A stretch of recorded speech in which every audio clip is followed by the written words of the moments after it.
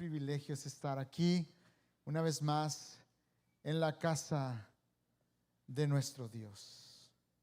Amén. ¿Están contentos de estar aquí?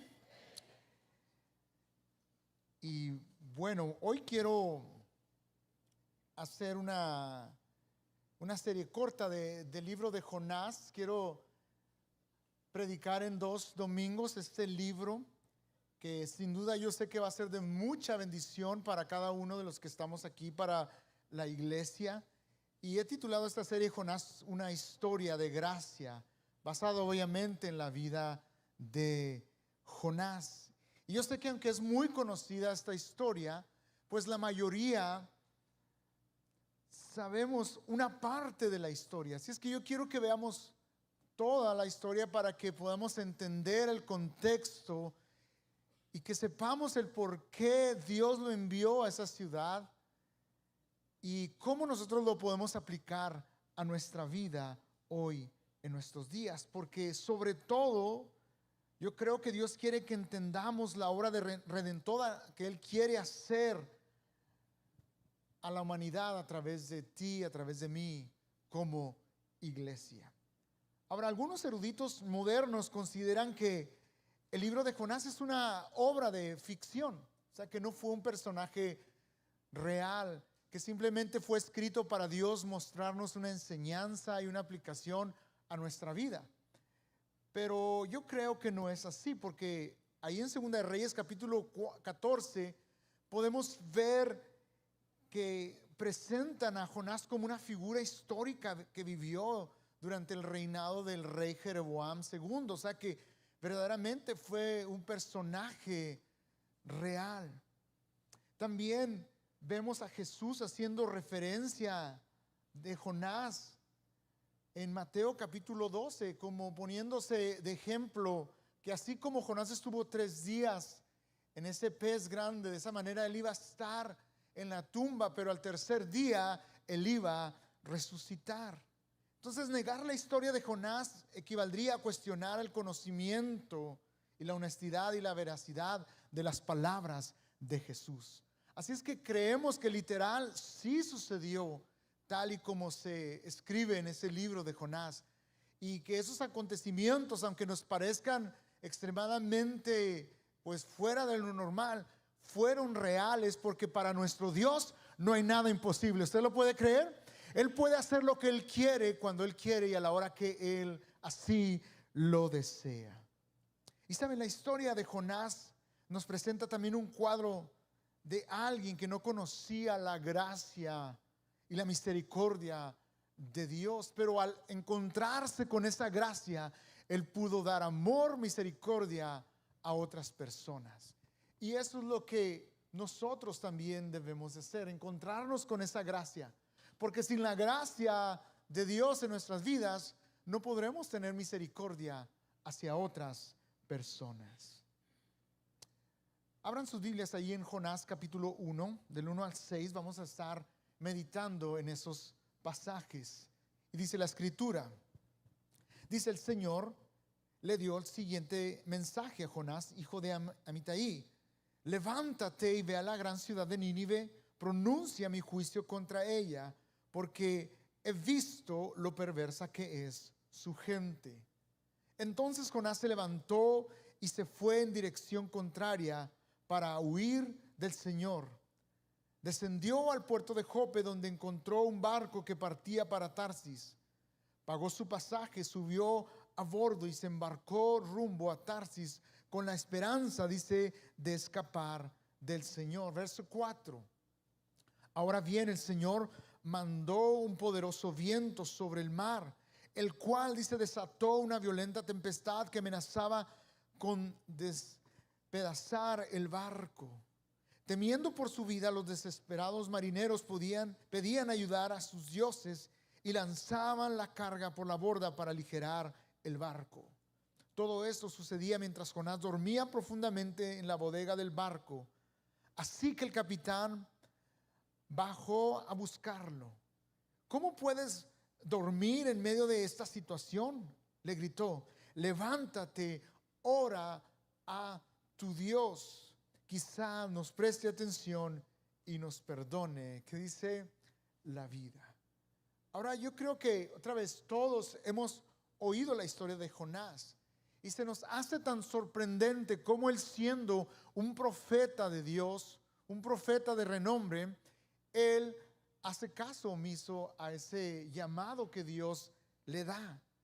Pero lo que muchos no sabemos es el grado de dificultad de ese llamado que Dios le estaba haciendo. No era cualquier llamamiento el cual le estaba haciendo, ya que Nínive era la capital de los asirios, el imperio más poderoso de ese tiempo. Y tienes que entender que también ese imperio era uno de los más sanguinarios y perversos de ese tiempo, de esa época. Bueno, pues las pinturas rupestres y la historia pues muestran que así, dicho esto, era una nación, un imperio que era demasiado cruel.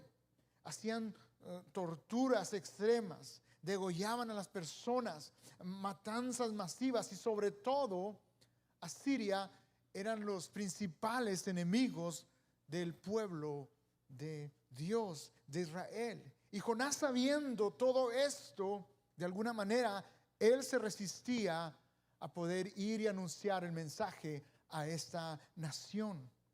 Bueno, para darnos una idea, me encanta lo que el autor Timothy Keller lo expresa, y él lo dice en estas palabras.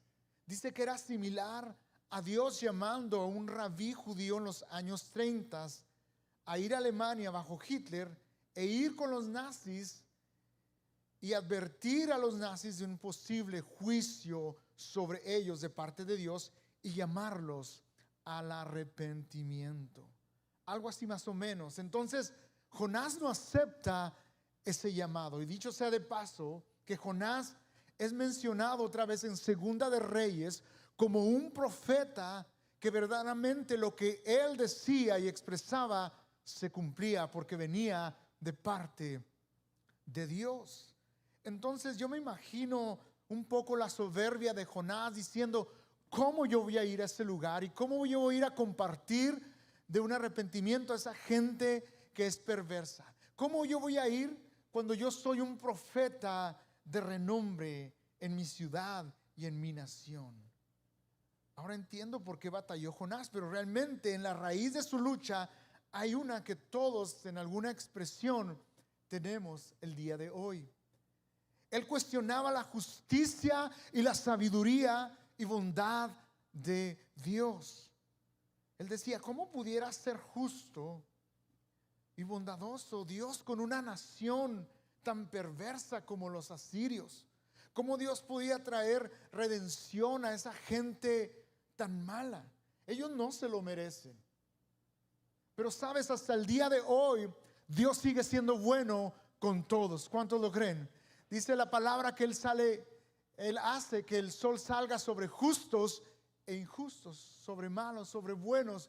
Dios sigue siendo fiel y misericordioso con todos. De hecho, la salvación es para toda la humanidad. No es para algunos, no es para unos cuantos. La salvación, la misericordia sigue siendo para todo aquel que quiera creer y acercarse a Dios con todo el corazón.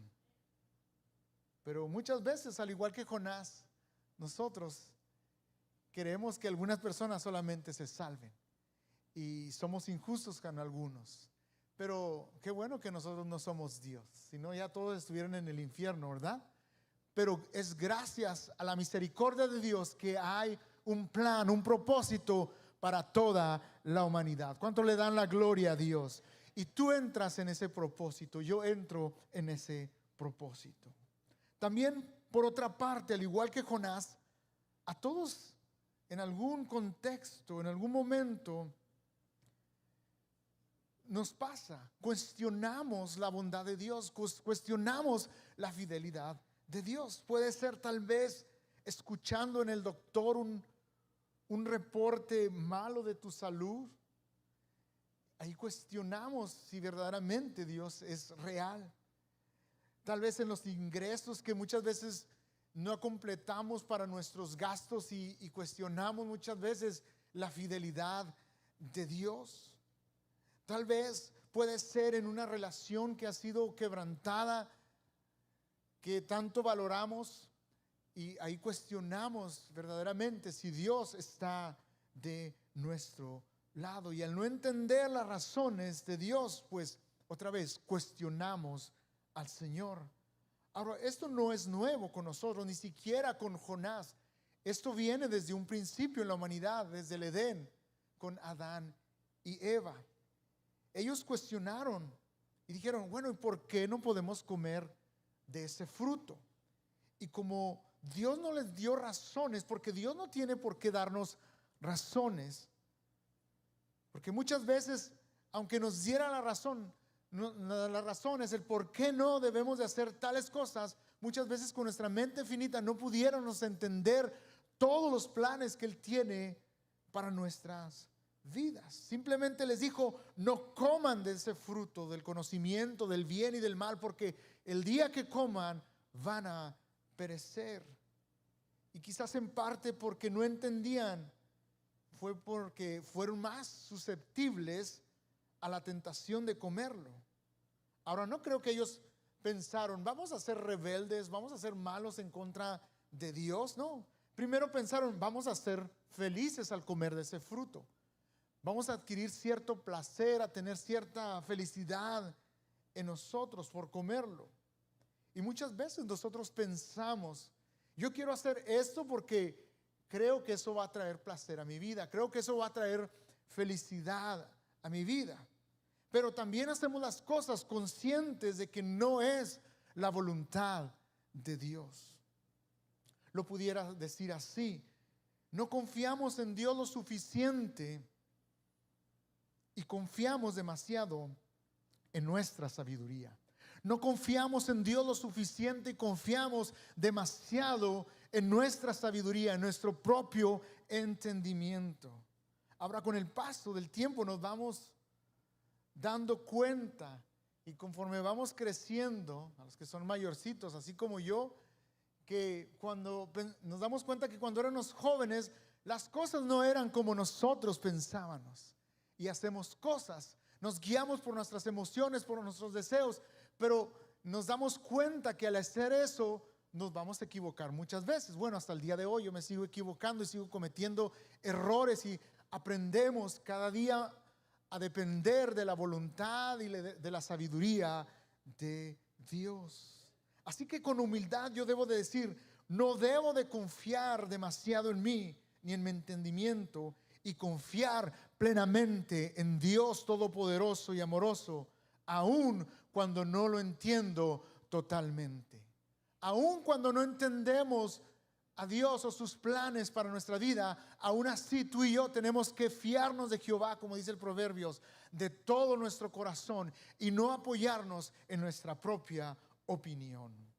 Es difícil seguir a Dios muchas veces, y no solo en un llamado tan dramático como en el de Jonás, pero si somos pacientes, veremos su bondad, su fidelidad y su sabiduría.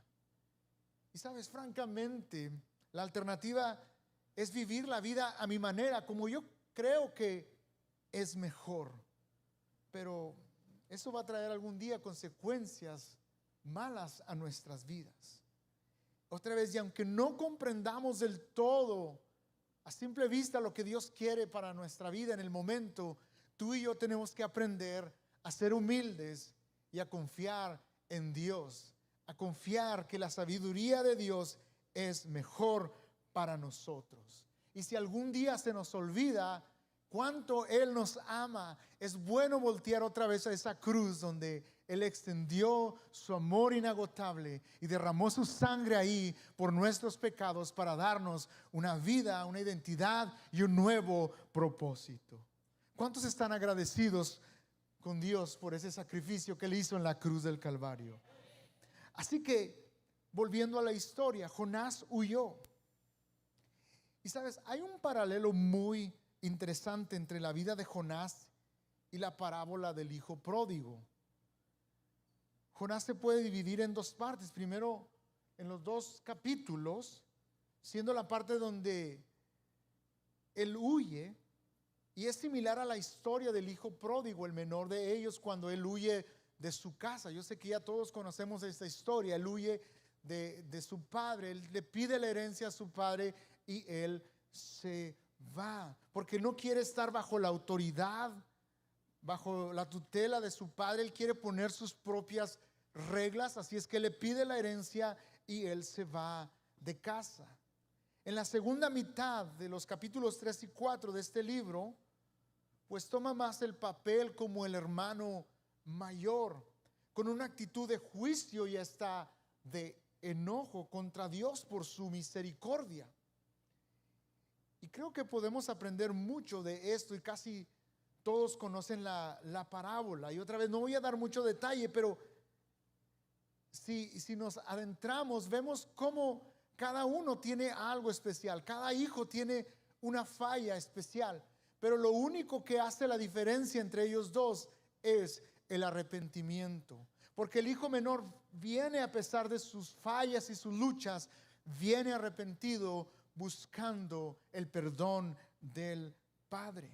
Y vemos que el hijo mayor nunca se va de casa. ¿Recuerdas? Él está siempre ahí, pero su corazón había huido desde hace mucho tiempo. A pesar de que él estaba en casa, su corazón no estaba ahí. Saben, en cierta forma, el mayor quería su libertad en base de merecerlo, a base de cumplir, porque él decía al padre: nunca te he deshonrado, nunca te he desobedecido. Y él con esto dice: yo me merezco un buen trato, merezco que me hagas una buena fiesta, merezco tantas cosas. Y ojo, escúchame, hay una mentalidad de merecedor muy peligrosa aquí. Y la verdad es que nosotros tenemos que entender que no merecemos nada delante de Dios. Somos su creación. Él lo dio todo en la cruz del Calvario por nosotros. Nosotros estamos aquí simplemente por la gracia y la misericordia otorgada de Dios hacia nuestras vidas. Somos personas necesitadas de la misericordia de Dios, del amor de Dios, que a pesar de que no lo merecemos, Él ha sido bueno en nuestras vidas, y es por eso que estamos aquí de pie el día de hoy. ¿Sabes? Gracia, en su más básica definición, lo hemos estudiado mucho, esto es el amor y favor de Dios inmerecido. Eso es gracia, amor y favor inmerecido. Ahora, si por portarme bien, si por ir a la iglesia, si por hacer cosas buenas, creo que eso me da el boleto para merecerme el amor, o que soy merecedor, estoy sumamente equivocado y me voy a convertir como el hijo mayor de la parábola. Necesito reconocer que si hay algo bueno en mi vida, es por la gracia de Dios que está en mí. Si hay algo bueno que ve en mí, en las personas, es el amor de Dios que vive en mí. No por mis fuerzas, no porque yo sea una excelente persona, no, sino porque Dios está en mí, Dios está en ti, hermano. Entonces tenemos que reconocer cada día la gracia y la misericordia de Dios, y que no somos merecedores, pero por Él es que estamos de pie. Por Él es que podemos estar respirando. Por Él es que podemos decir: somos perdonados, somos libres de toda condenación, y Dios nos ha hecho personas diferentes, y a Él sea la gloria hoy y siempre. Ahora, volviendo a Jonás, mientras Jonás no veía su propia necesidad de gracia, nunca podía extender gracia a los demás. Nunca iba a poder extender gracia a esa nación que era extremadamente perversa, malvada, como lo eran los de Nínive, ni aceptar que Dios lo hiciera. Escúchame, esto es importante. Mientras yo no reconozco mi necesidad de gracia, yo no voy a poder expresar amor, gracia a los demás. Yo no voy a poder extender misericordia a otras personas, ni aun que Dios me use para poder compartir del amor de Dios a otras personas. Pero tenemos que partir del hecho de que todos somos pecadores. Diga conmigo, todos. Y la Biblia dice claramente que todos hemos pecado, y esto nos ha separado de un Dios perfecto. A veces no vemos el pecado cuando no es uno de los más obvios, de los externos. Pero ¿qué tal de la envidia? ¿Qué tal del rencor? ¿Qué tal de la ira? ¿Qué tal de la apatía, de los chismes, de la crítica, del egoísmo? Son cosas en las cuales no son muy visibles, están en nuestro interior. Solamente Dios y nosotros sabemos que hay esas cosas. Todos necesitamos de perdón y gracia por los pecados de acción, o sea, los que hago cuando no debo de hacerlos, y los de omisión cuando hago lo que sí debo de hacer, también es pecado. Pecados de comportamiento externo, pero también de actitudes internas, de pensamientos y palabras que no honran a Dios. Cuando yo reconozco entonces mi condición y mi necesidad de gracia, eso me va a ayudar tanto en mi vida. Así es que esto nos enseña que tú y yo no debemos de ser juiciosos con otros, de pecados tan obvios. Ojo, si por la gracia de Dios hemos vivido vidas separadas de la maldad o de esos pecados obvios, eso no nos da derecho a juzgar a las personas, porque todos estamos en el mismo barco, luchando con ciertas áreas de nuestras vidas. Tal vez no son muy visibles tus pecados, pero aún así estamos luchando por ser mejores cada día. Y yo quiero decir esto, créeme, y no lo digo con orgullo, pero he vivido una vida guardada tal vez de esos pecados obvios. Pero todos los días yo reconozco que es por la gracia de Dios. Es solo por su gracia que Él me ha guardado y me ha cuidado hasta el día de hoy. Y tengo que de repente poner los pies en la tierra y entender que es solamente por su amor y su misericordia que yo estoy el día de hoy aquí con ustedes. Y tú y yo tenemos que entender esto. ¿Dónde estaría si no fuera por su gracia? Que ese pensamiento nos ubique cuando nos empezamos a justificar, cuando nos empezamos a creer mejores que otras personas, así como el hijo mayor. Que Dios ponga en nosotros ese amor, esa misericordia. Sabes, en Mateo capítulo 7 el Señor Jesús nos da esta lección. Dice la escritura, Mateo 7 del 1 al 4. Dice: no juzguen a nadie para que nadie los juzgue a ustedes, porque tal como juzguen se les juzgará, y con la medida que midan a otros se les medirá. ¿A quién? A ustedes. Verso 3 dice: ¿por qué te fijas en la astilla que tiene tu hermano en el ojo y no le das importancia a la viga que está en el tuyo? Verso 4: ¿cómo puedes decirle a tu hermano, déjame sacarte la astilla del ojo, cuando ahí tienes una viga en el tuyo? Hipócrita, saca primero la viga de tu propio ojo, y entonces verás con claridad para sacar la astilla del ojo de tu hermano. Entonces, para ver a otros con claridad, dice aquí esta palabra, con claridad y gracia, tengo que tratar primero con ¿quién? Con mi viga, con el problema que hay en mí. Y de esa forma yo voy a poder dar amor, misericordia a los que están a mi alrededor. Antes de mirar los defectos, dice, de los demás, mira qué es lo que hay en ti y haz cambios en tu vida. Solo al reconocer y rendir mi viga, voy a ser un instrumento de Dios para ayudar a mi prójimo. Porque muchas veces queremos ayudar a los demás a sanar su corazón, y nosotros estamos más enfermos del alma y de nuestro corazón. Entonces, tenemos que buscar primeramente que Dios sane nuestro interior. Ahora, ante la necedad de Jonás, Dios mandó una tormenta, dice la Escritura. Y he dicho cosas similares, pero lo quiero repetir porque esto es muy importante. Dios no provoca toda tormenta, pero aprovecha toda tormenta. ¿Cuántos están de acuerdo con eso? Dios no provoca toda tormenta, pero aprovecha toda tormenta. No toda tormenta es causada por el pecado. Job es un claro ejemplo, un fuerte ejemplo de esto. Él era un hombre temeroso de Dios, pero aún así vinieron pruebas a su vida. Ahora, no toda tormenta es causada por pecado, pero todo pecado sí lleva a una tormenta eventualmente, alguna complicación, alguna prueba. El pecado en cierta manera es como una droga que tal vez al principio es agradable, te hace sentir bien, pero con el paso del tiempo va causando una adicción en ti y con el tiempo va a traer destrucción a tu vida.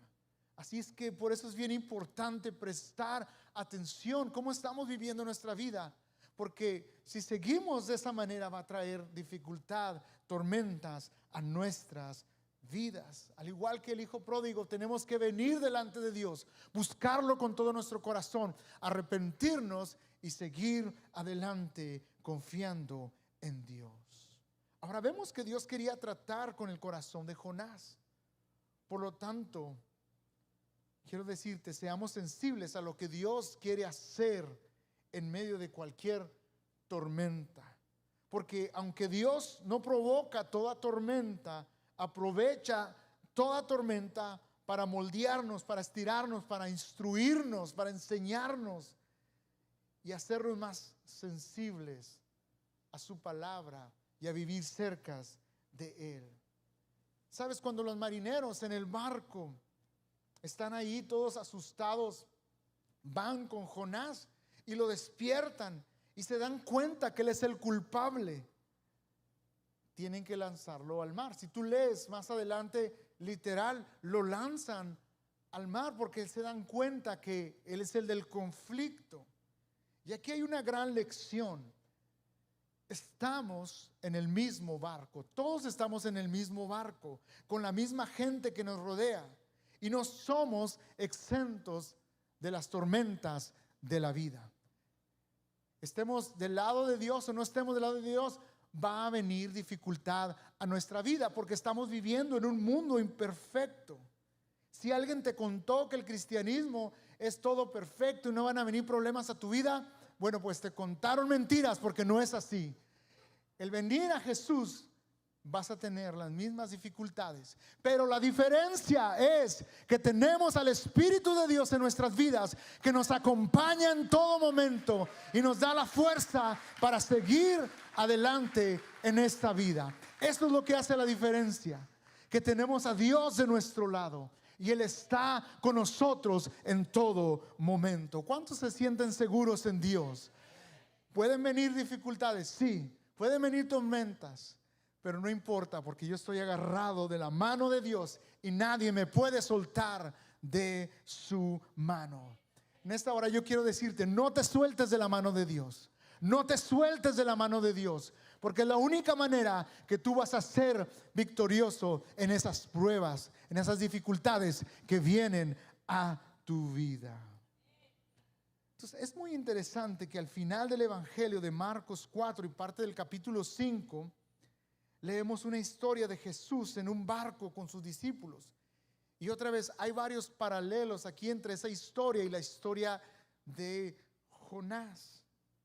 Ellos están en un barco sacudidos por una tormenta fuerte y el personaje principal en las dos historias está dormido. Primeramente Jonás está dormido y va el capitán, el marinero, y le dice: hey, despierta. Pero también en la historia de Jesús, Él está dormido y sus discípulos están asustados. ¿Recuerdas esa historia? Entonces hay un paralelo muy interesante aquí.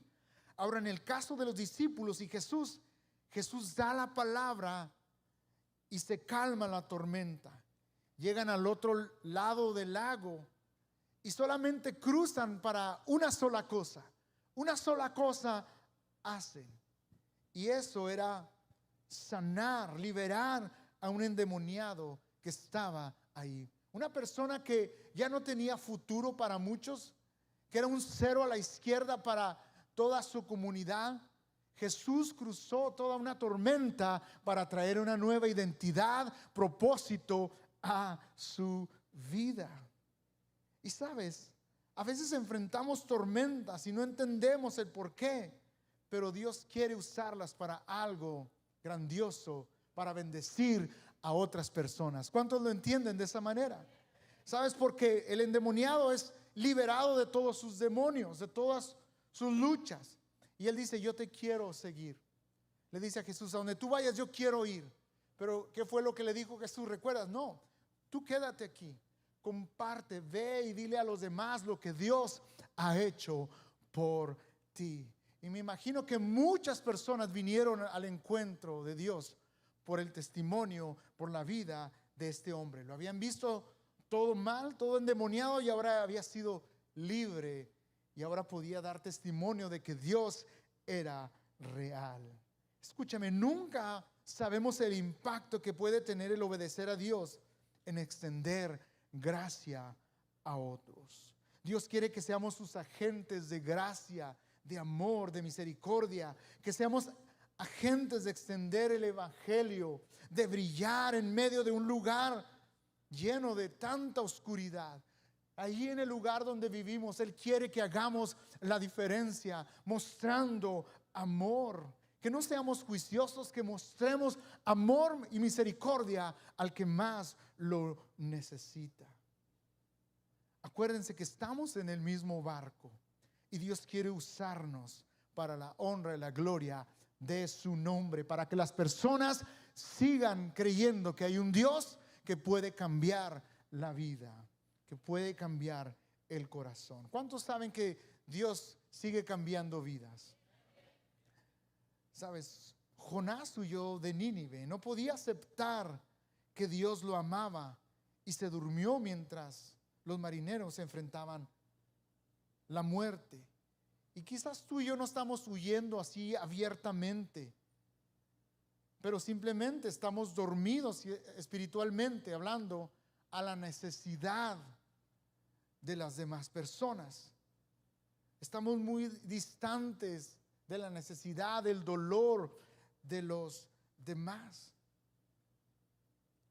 Y Dios quiere que, no importando la creencia de otras personas, no importando la raza, la opinión política de otras personas, aún su orientación sexual, Dios quiere que tú y yo mostremos misericordia a todas las personas que nos rodean. Esa es la manera que tú y yo vamos a demostrar el amor de Dios a esta humanidad.